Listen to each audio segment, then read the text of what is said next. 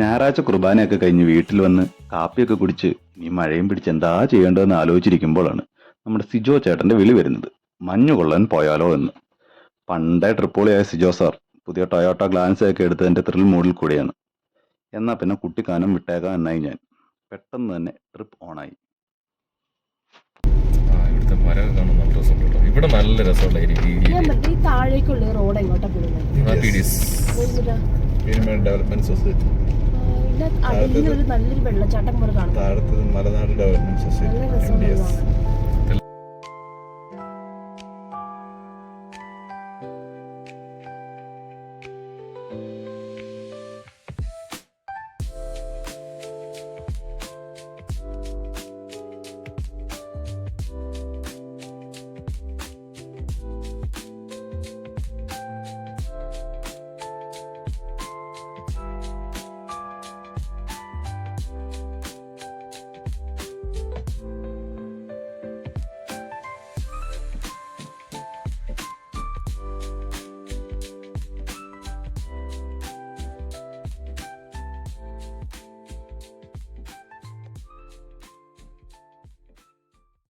വണ്ടി ആദ്യം നിർത്തിയത് നിന്നുമുള്ളിപ്പാറ എന്ന വട്ടപ്പേരിൽ അറിയപ്പെടുന്ന വളഞ്ഞെങ്ങാനം വാട്ടർഫാൾസിനരികെയാണ്.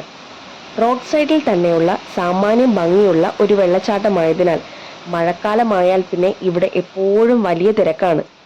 പലരും വളരെ അലക്ഷ്യമായി റോഡിനു നടുവിലൊക്കെ വാഹനം പാർക്ക് ചെയ്ത് വെള്ളച്ചാട്ടം കാണുന്നതും പടം പിടിക്കുന്നതുമൊക്കെ കണ്ടു. നിയന്ത്രിക്കാൻ ആരുമില്ലാത്തപ്പോൾ എന്തുമാവാമെന്നുള്ള മലയാളികളുടെ ഈ ഭാവം അപകടങ്ങൾ വരുത്തിവെക്കാൻ ഇടയുണ്ട്.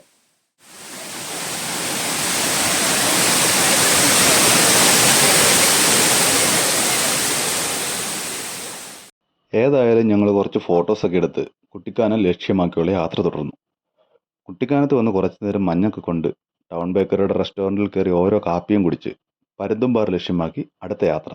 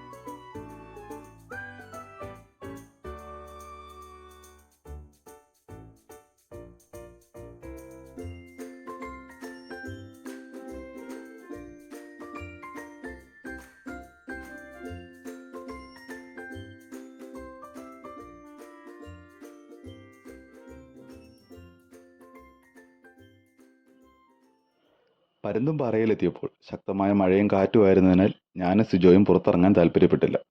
ടെസ്മ മഴയൊന്നും കൂസാതെ പ്ലാസ്റ്റിക് കൂട്ടിൽ കയറി നിന്ന് മഞ്ഞ് ആസ്വദിക്കുന്നുണ്ടായിരുന്നു.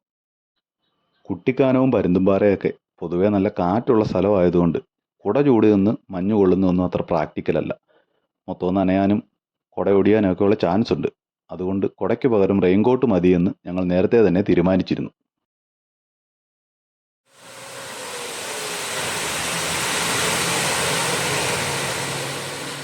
കുട്ടിക്കാനത്തേക്കുള്ള മടക്കയാത്രയിൽ മത്തായിക്കൊക്ക ഭാഗത്ത് അധികം ആരും ശ്രദ്ധിക്കാത്ത വളരെ നയനമനോഹരമായ ഒരു കുഞ്ഞൻ വെള്ളച്ചാട്ടം.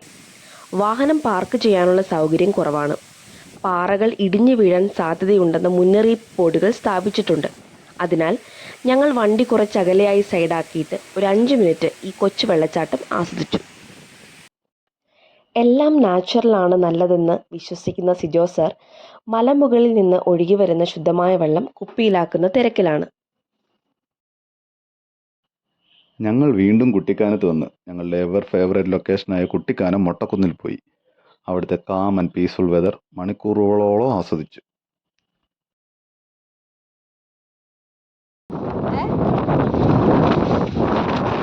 മഞ്ഞിൽ മൂടി മറയുന്ന മരീൻ കോളേജിൻ്റെ ചിത്രം എന്നും മനസ്സിൽ തങ്ങി നിൽക്കുന്ന വല്ലാത്തൊരു നൊസ്റ്റാൾജിക് മൂഡാണ്.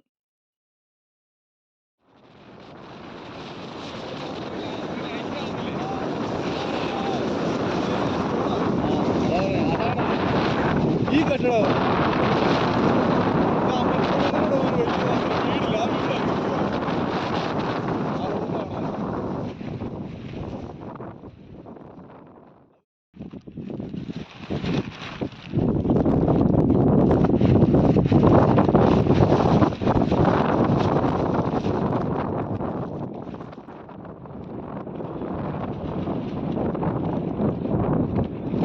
അങ്ങനെ വരും. ആക്ച്വലി ലൈറ്റ് കണ്ടത് പിന്നെ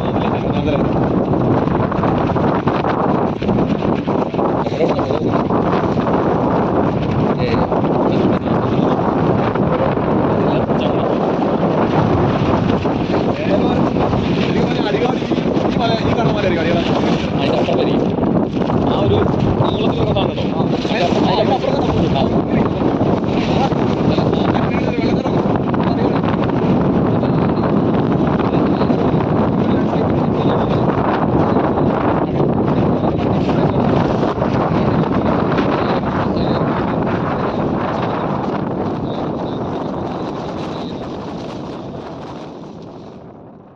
യാതൊരു പ്ലാനിങ്ങും ഇല്ലാണ്ട് പെട്ടെന്ന് തീരുമാനിച്ചൊരു ചെറിയ യാത്രയായിരുന്നെങ്കിൽ കൂടിയും 4-5 കിട്ടിയില്ല സ്ഥലങ്ങളൊക്കെ കണ്ട് ചില്ലിങ് ക്ലൈമറ്റൊക്കെ നന്നായി ആസ്വദിച്ച് വളരെ പോസിറ്റീവ് മൈൻഡായിട്ടാണ് ഞങ്ങൾ മടങ്ങുന്നത്.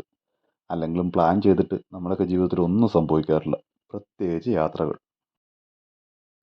എന്നാൽ പിന്നെ ഒരാഴ്ച ജോലിയൊക്കെ ചെയ്ത് നെഗ്ഗടിച്ച് വീട്ടിലിരിക്കുന്ന ഒരാളാണ് നിങ്ങളെങ്കിൽ ഇതുപോലെ പ്ലാൻഡ് അല്ലാത്ത ചെറിയ യാത്രകളൊക്കെ നല്ലതാണ്.